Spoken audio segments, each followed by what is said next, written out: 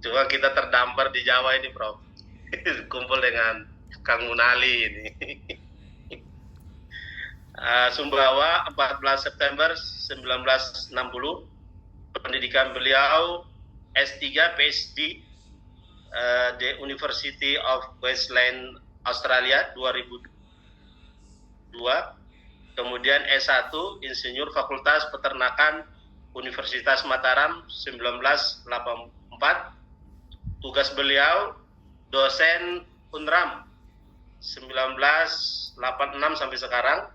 Kemudian 2008 sampai sekarang Profesor Ilmu Nutrisi dan Makanan Ternak.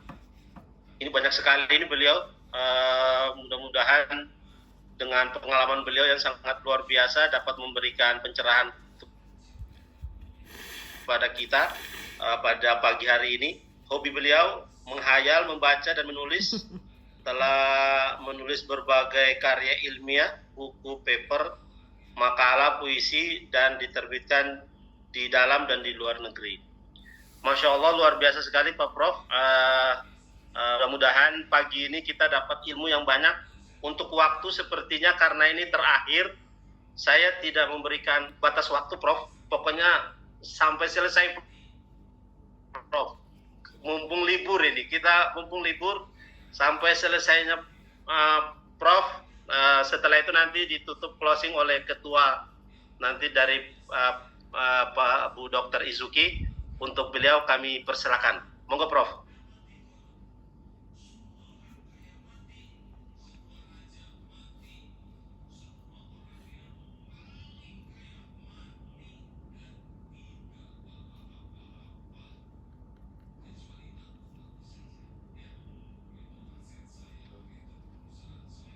Masih ada mute.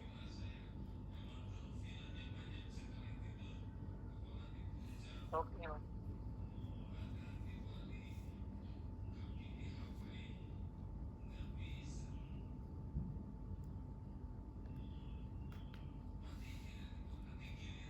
Prof, itu masih unmute, Prof.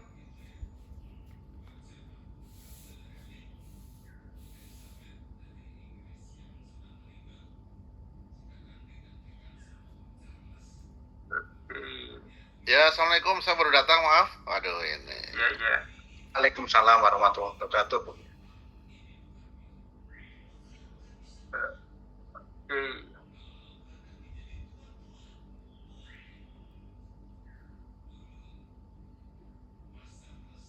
Oke, baik. Bismillahirrahmanirrahim. Masih mute itu Prof. Alhamdulillahirabbil alamin. Wassalatu wassalam ala asrafil anbiya'i wal mursalin. Sayyidina Maulana Muhammad wa ala alihi wa sahbihi ajma'in. Amma ba'd.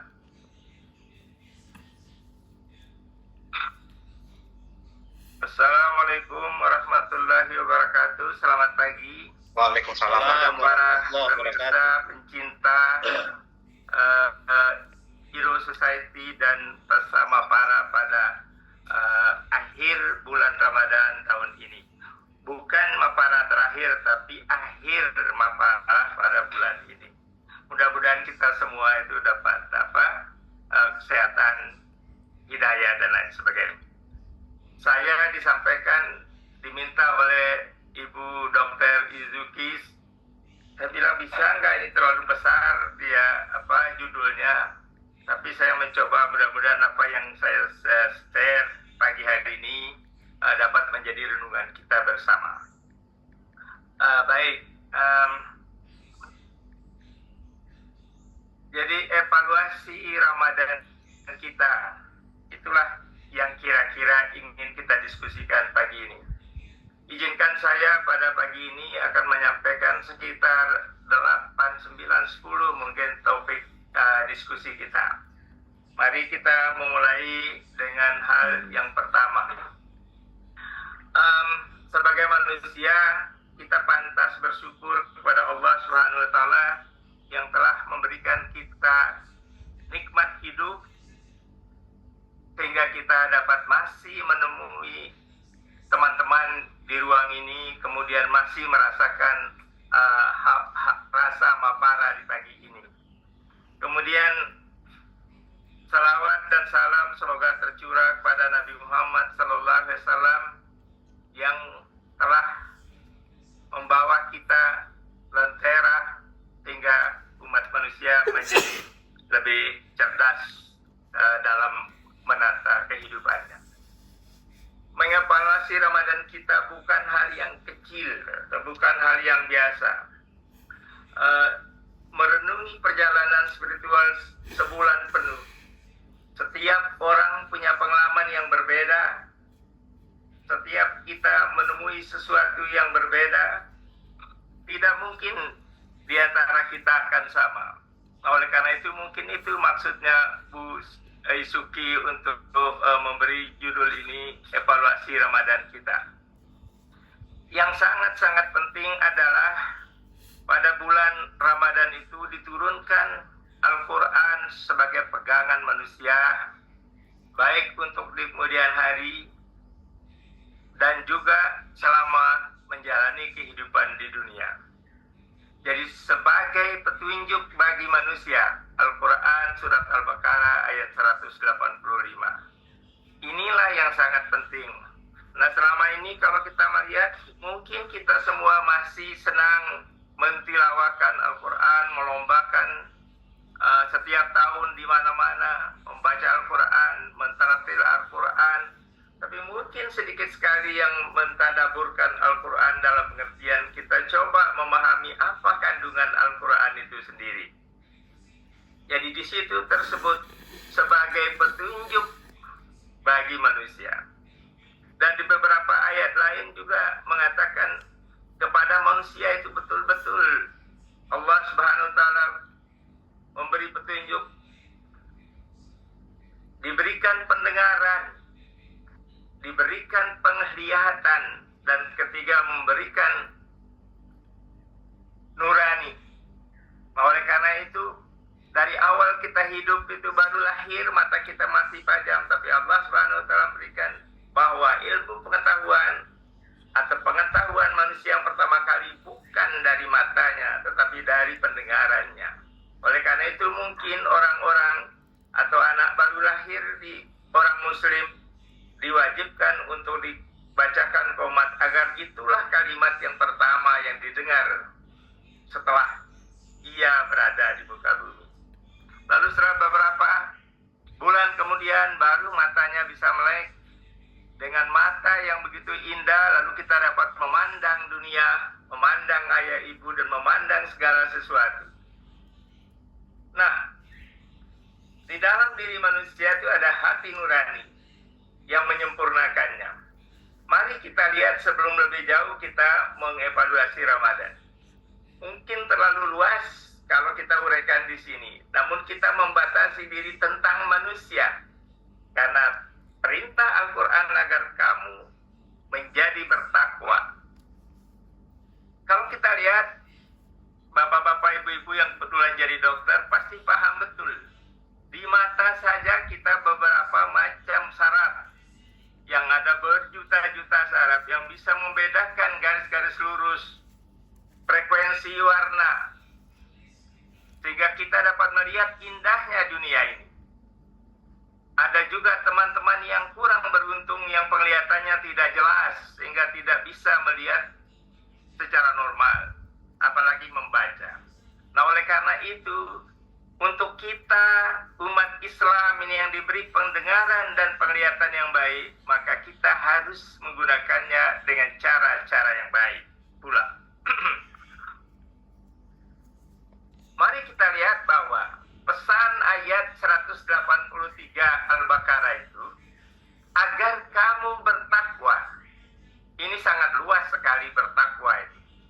Jadi percaya kepada Allah yang tidak dapat kita lihat dan mungkin tidak akan pernah kita lihat, tapi menggunakan hati nurani yang diberikan oleh Allah SWT, maka kita percaya bahwa di samping kita kapan saja, di mana saja kita akan ada dan diawasi gerak-gerik kita oleh Allah SWT. Pertanyaannya adalah, apakah ketakwaan kita sudah meningkat atau biasa-biasa saja atau bahkan menurun setelah menjalani puasa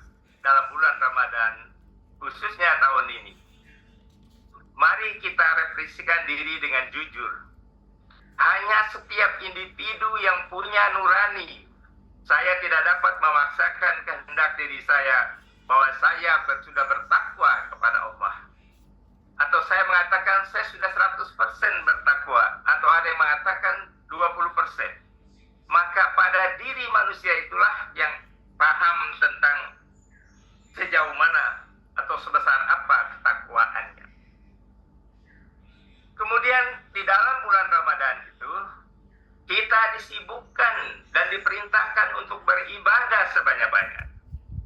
Ingat, kuantitas dan kualitas sholat tepat pada waktunya, apakah sudah meningkat dengan kita memasuki, ataukah kita rame-rame euforia hanya untuk memenuhi barisan saf-saf di dalam masjid, karena hanya sekali setahun orang datang sholat tarawih rame-rame. Anak muda mungkin bukan semata-mata untuk tarawih, jangan-jangan dia janji sama teman-temannya untuk bisa ketemu di masjid. Kemudian sejauh mana kita telah tadarus Al-Quran? Apakah bertambah? Ataukah kita baru belajar? Ataukah tidak sama sekali kita lakukan? Karena antara bulan Ramadan dan Al-Quran itu menjadi satu kesatuan. Karena Allah SWT menurunkan Al-Quran itu pada 17 Ramadan. Maka itu menjadi hudan, katanya, petunjuk bagi umat manusia. Sudahkah kita memahami, bukan hanya membaca sebegitu saja, tetapi menelaah dan menerapkan ajaran-ajaran firman-firman Allah yang tertulis di dalam Al-Quran sebanyak 30 juz. Ramadan adalah universitas tahunan. Orang bisa daftar sekali, atau bahkan ada juga yang tidak bisa masuk ke universitas tahunan itu. Ketika datang kita menunggu 1 tahun untuk bertemu. Dan pada hari ini, pagi ini, kita adalah memasuki puasa di akhir bulan Ramadan 1446 Hijriah. Nah, ini yang kita harapkan. Apakah kita tamat di universitas tahun ini dengan, apakah wisuda dengan cum laude, dengan terbaik, atau biasa-biasa saja? Nah, oleh karena itu, dengan demikian ibadah di bulan puasa ini adalah memberi kita pelajaran sepanjang hayat. Disinilah letak kita harus melihat diri kita, apakah kita sekedar menggugurkan tugas dan kewajiban kita beribadah kepada Allah Subhanahu wa taala. Di bulan puasa itu juga kita belajar mengendalikan diri. Pengendalian diri itu buah puasa. Itu katanya hadis riwayat Bukhari dan Muslim. Puasa adalah perisai. Kita terjaga dari hal-hal yang membatalkan puasa, baik secara fisik maupun secara batiniah. Mungkin kita puasa menahan lapar dan minum, tetapi kita tidak berpuasa dari sisi panca indera yang lain. Sudahkah kita lebih mengendalikan diri, hawa nafsu, patuh kepada perintah hawa nafsu? Di bulan Ramadan kita masih masuk kantor. Apakah dari kantor itu masih kita berpikir tentang membawa pulang anak staples ke rumah? Atau secari kertas yang ada di kantor? Ataukah kita pergi ke kamar mandi, lalu mandi sepuas-puasnya sambil menelan air yang lewat di antara bibir kita? Ini makanya Allah SWT mengatakan puasa itu adalah ibadah untukku, karena Allah SWT yang tahu. Kalau sholat kita bisa lihat orang dari subuh, zuhur, asar, maghrib, isya. Tapi puasa ini kalau ditanya, teman apa kamu puasa? Biasanya orang langsung meludah di temannya. Padahal saja mungkin baru saja dia merokok di belakang pintu atau di kamar mandi di kantornya. Nah, ini sangat-sangat, puasa itu adalah rahasia Allah, sehingga Allah lah yang paham. Baik, Kemudian dengan puasa itu, kita tidak hanya memahami diri kita sendiri, tapi berusaha memahami orang lain di luar kita. Merasakan derita sesama manusia, karena tidak semua orang beruntung mungkin seperti kita yang ada di forum ini atau di majelis ini. Tapi ada banyak orang-orang di luar sana yang kurang beruntung. Oleh karenanya kita harus mencoba membagi dengan empati secara sosial. Ada masih teman-teman bukan mungkin di sekitar rumah-rumah kita lapar mengerjakan rasa empati. Orang yang kenyang bukanlah beriman, sementara tetangganya kelaparan. Artinya kita paham, kita ketahui bahwa ada di sekitar kita orang yang tidak merasakan betapa nikmatnya bulan puasa atau berbuka puasa di sore hari setelah waktunya. Mungkin mereka baru menanam air saja, belum ada yang akan ditanam di dalamnya. Oleh karena itu, dengan berpuasa itu, mungkin sebaiknya kita merasakan derita sesama manusia. Semoga kita-kita yang berada di forum ini atau di majelis ini sudah melakukan hal seperti itu. Jadi tidak perlu kita yang besar-besar, mungkin memberikan ya air kelapa atau 30 butir telur kepada tetangga yang membutuhkannya. Kemudian keberlanjutan tentang amal. Amal setelah bulan Ramadan. Nah, ini ujian yang sangat besar, hadirin yang saya hormati. Mungkin kita sudah selesai pada hari ini sampai sore nanti. Apakah kita berlanjut melakukan puasa itu? Apakah akan berlanjut memahami makna puasa yang telah digariskan baik dalam kitab suci maupun yang disampaikan oleh hadis Nabi? Amal paling dicintai Allah. Beramal itu kita tidak bisa melihat akibatnya. Kita menyampaikan perbuatan, Allah menjanjikan kepada kita, berbuat baiklah, lakukanlah perintahnya, lalu jauhi larangannya. Semua orang dapat membaca. Kita memberikan mungkin 20.000 kepada teman kita, tapi kita bicarakan lagi bahwa saya tadi kasih uang dia 20.000. Kalau sudah kita katakan demikian, sudah tidak ada artinya. Dan ingat bapak-bapak, ibu-ibu, saudaraku yang paling mulia, tidak ada yang dapat melihat seperti apa amalan itu. Hanya Allah yang akan menilainya. Apakah kita beramal setelah bulan Ramadan? Itu dilakukan secara konsisten. Itu pun pertanyaan ini tidak bisa saya jawab oleh diri saya sendiri. Maka itulah letak hati nurani setiap insan muslim untuk memahami bahwa Ramadan adalah sekolah tahunan yang mengajarkan kita untuk menjadi lebih baik. Beramal setelah Ramadan mungkin itu sangat penting sekali, sehingga amalnya mengalir seperti yang saya gambarkan, seperti air sungai yang mengalir tak henti-hentinya. Kontinuitas lebih penting daripada kuantitas. Artinya kita bisa saja memberikan sesuatu pada bulan Ramadan setiap hari dan banyak lagi. Tetapi setelah itu lalu kita tidak lagi melakukan itu. Islam mengajarkan kita, puasa di bulan Ramadan mengajarkan kita, bahwa orang lapar dan dahaga di luar sana tidak berhenti pada bulan puasa saja. Tetapi sesungguhnya selama-lamanya, kalau dia belum bernasib baik. Karena Allah mengatakan, hanya kita yang bisa mengubah nasib kita sendiri. Mudah-mudahan kita yang sudah sadar, memahami tentang Al-Quran, memahami tentang hadis Nabi, dapat mengimplementasi dalam kehidupan kita sehari-hari. Baik, ini juga penting. Saya mengistilahkan digital fasting, puasa medsos. Ini mungkin tidak semua orang. Kita berpuasa setiap hari, tapi tangan kita tidak pernah berpuasa, mata kita tak pernah berpuasa. Karena apalagi sekarang di dunia sekarang sangat dimudahkan. Jadi setiap hari orang mungkin masuk di kamar tidurnya, tidak kelihatan oleh ayah ibunya atau suaminya atau sebaliknya oleh istrinya. dia sangat setia dengan benda segi empat yang beredar, yang sangat makin hari makin canggih. Semua hal bisa ada di dalam benda yang segi empat itu.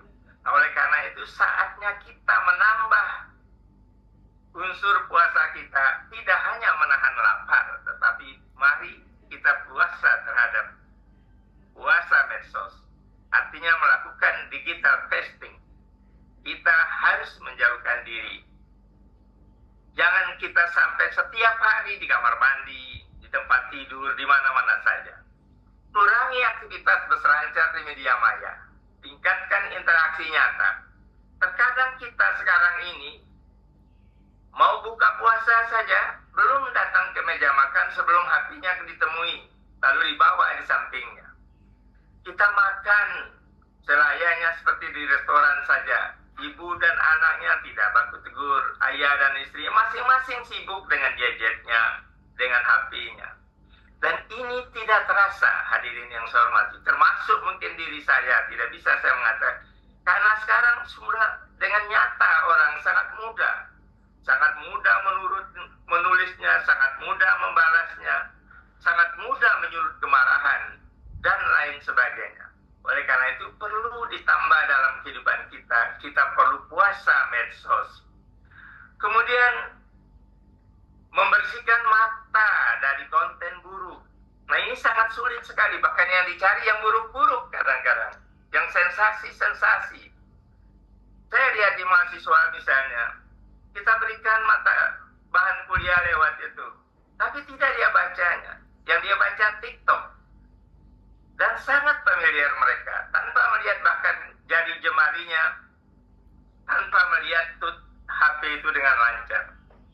Ingatlah bahwa Allah Subhanahu wa Ta'ala mencatat semua perbuatan kita. Kita tidak pernah melihat Allah, tetapi hati kecil kita percaya, beriman kita kepada Allah, bahwa Allah itu ada dan tidak tidur. Ada di mana-mana, memperhatikan kita, merekam gerak-gerik kita. Oleh karenanya, jangan hanya berpuasa kita berbondong-bondong melakukan kebenaran, melakukan sholat, melakukan sedekah, tapi hal-hal yang lain. Ini sangat mudah orang tergelincir kalau tidak bisa berpuasa dengan digital fasting ini. Kemudian hal lain, keluarga misalnya. Ini perlu kita bangkitkan kembali reuni keluarga. Ya, seperti gambar yang saya sampaikan, itu saya kutip di internet. Seharusnya mungkin seperti itu. Tapi kadang-kadang karena tugas, ada yang saudaranya di luar daerah, anaknya sekolah, kuliah di luar daerah. Tetapi yang ada di sekitarnya saja kadang-kadang tidak melakukan komunikasi sepertinya. Jadi berbuka bersama pada saat bulan puasa, menguatkan silaturahmi. Karena mungkin jarang sekali kalau tidak bulan puasa. Kalau masih sampai di kantor, dokter-dokter mungkin masih lanjut dengan prakteknya, mungkin tidak sempat makan bersama keluarganya. Jadi anaknya makan di mana, kita itu ibunya di mana, dan seterusnya. Oleh karena itu kita disuruh kembali pulang dengan bulan puasa ke rumah, berbuka bersama, menguatkan silaturahmi.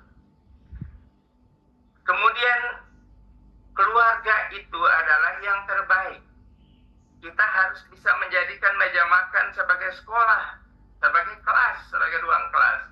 Di situ dapat kita berinteraksi, memahami tentang keluhan, masalah-masalah yang mungkin menghadapi anak-anak kita, saudara-saudara kita, atau kita, diri kita sendiri.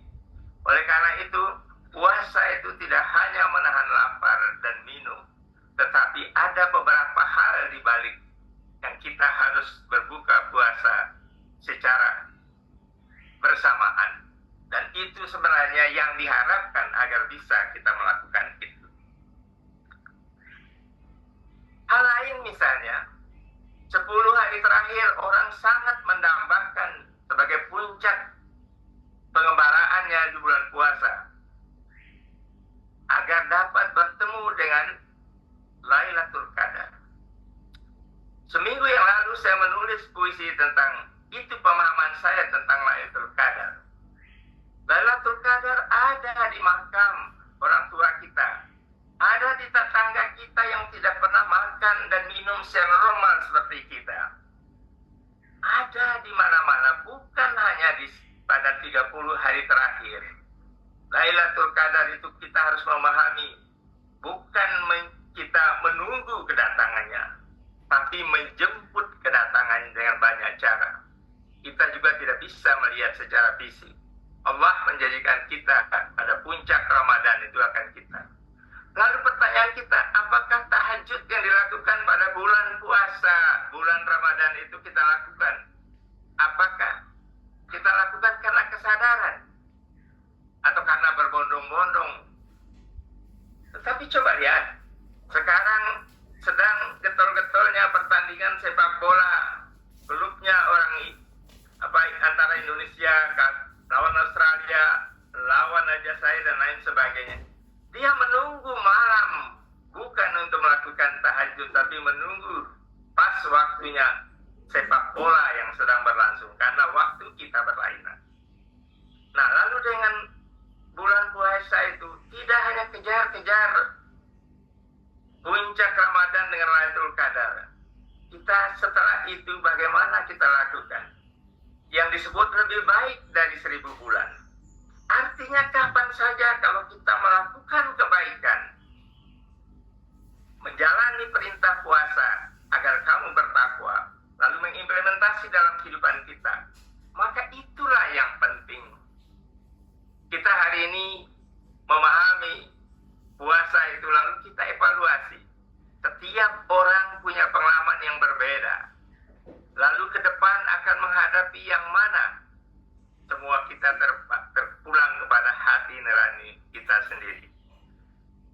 Keberlanjutan tahajud setelah Ramadan itu mungkin lebih penting, karena itu tidak diperintahkan secara bersama-sama, tetapi ada kebiasaan sholat malam yang dilakukan selama bulan.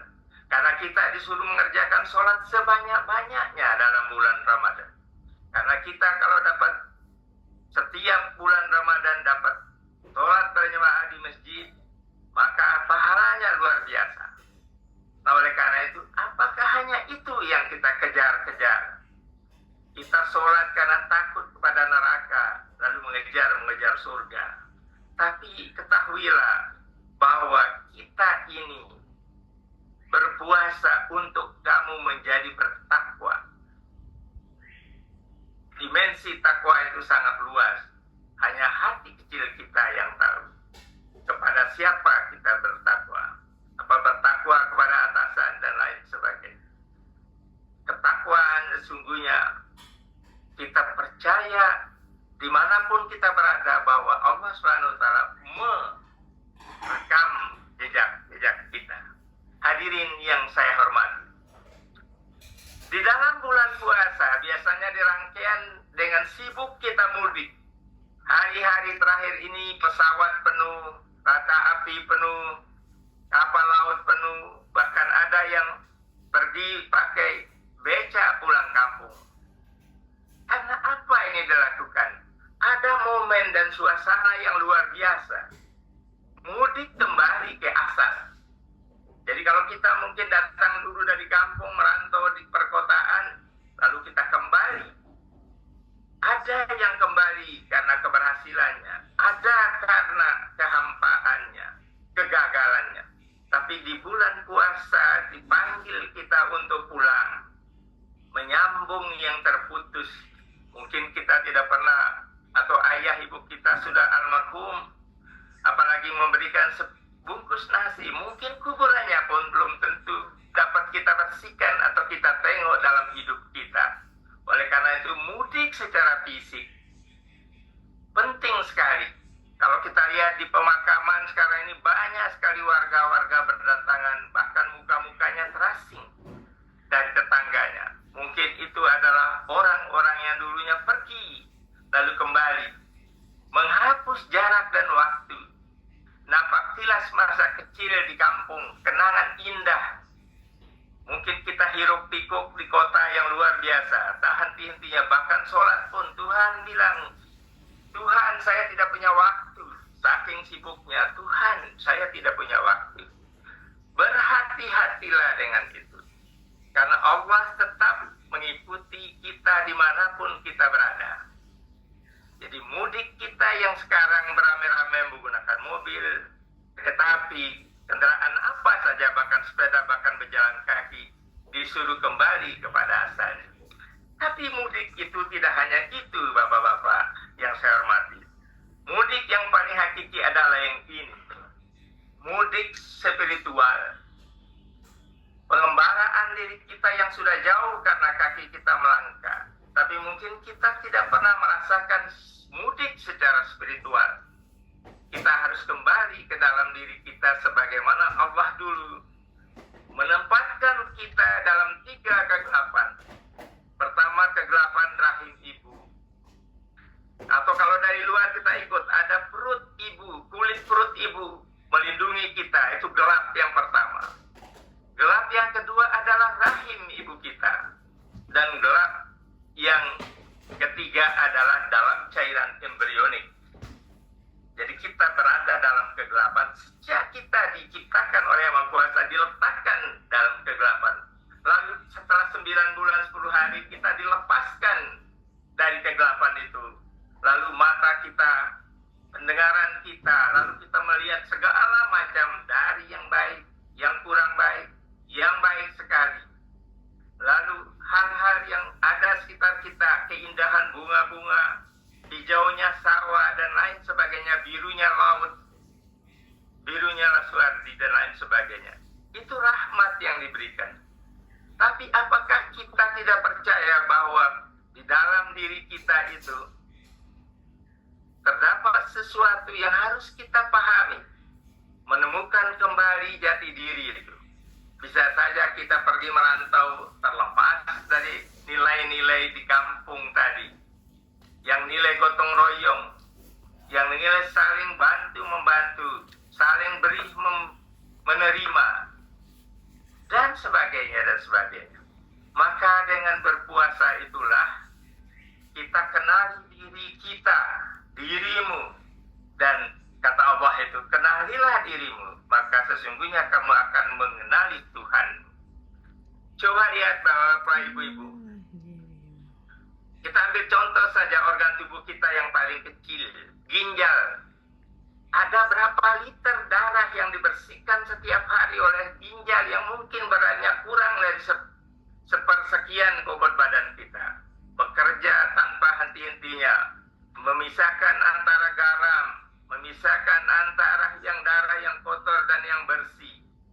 Kemudian mineral-mineral yang menjadi beban, lalu dikeluarkan sebagai air kencing kita. Bisakah kita lakukan itu? Nah, oleh karena itu dengan manusia memahami dirinya dari ujung rambut sampai ujung kukunya, itu adalah tanda-tanda kebesaran Yang Maha Esa. Oleh karena itu, mari kita dengan bulan puasa itu melakukan mudik spiritual. Itulah yang paling hakiki. Apakah kita menjadi bersih ataukah kita hampa dalam berpuasa, menjalani Ramadan 30 hari? Mungkin hari ini orang akan teriak, "Hori, sudah kita terbebas dari tidak makan dan tidak minum." Ada orang yang berkelakar. Ada orang, tidak saya sebutkan namanya.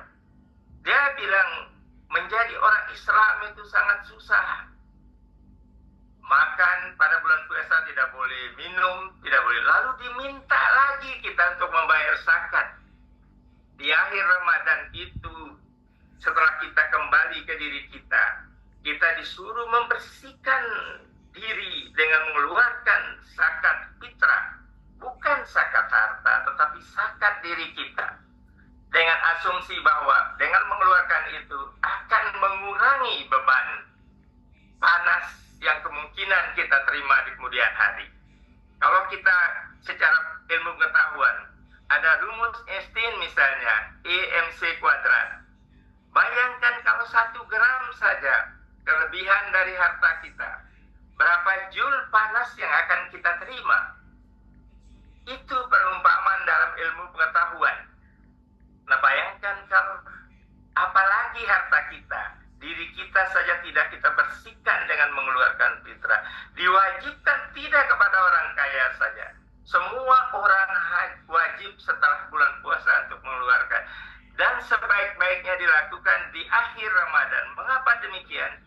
Supaya orang-orang yang tidak beruntung dapat melakukan dengan beras yang kita berikan, dia akan menyalurkan untuk memfitrahkan dirinya.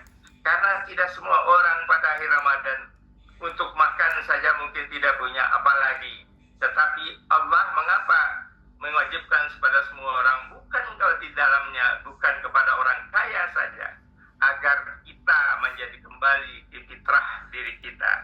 Dibersihkanlah harta yang ada, kita masukkan, kita keluarkan, kita antar kepada berhak yang menerimanya.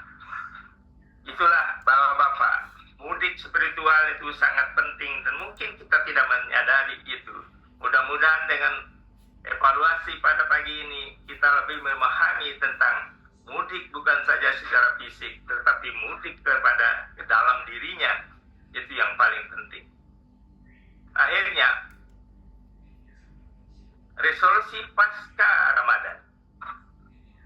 Bisa kita menjaga momentum spiritualitas.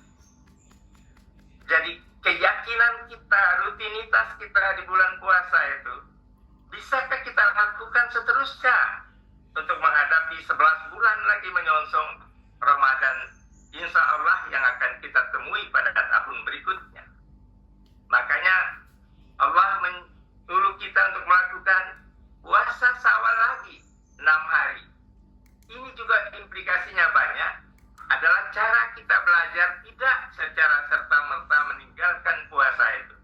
Karena perut kita, mata kita, hati kita, kulit kita, jangan tiba-tiba lagi menerima sesuatu yang tidak ada batas.